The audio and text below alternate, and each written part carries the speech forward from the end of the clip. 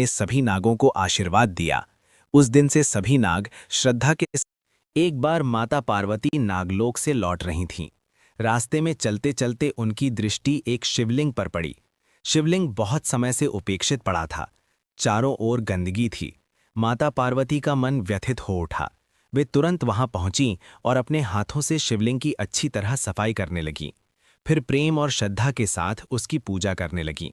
माता पार्वती को पूजा करते देख वहां रहने वाले बहुत से नाग इकट्ठा हो गए।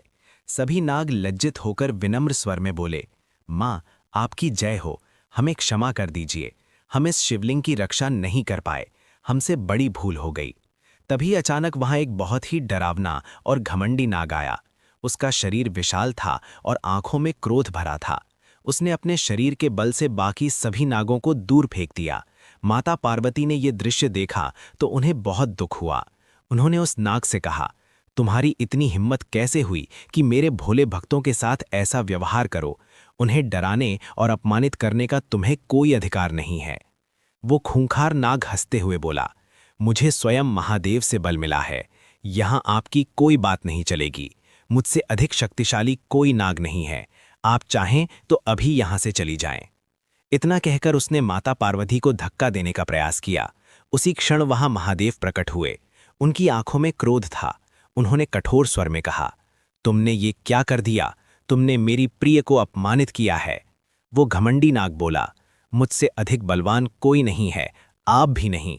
मैंने आपसे ऐसा ही आशीर्वाद मांगा था।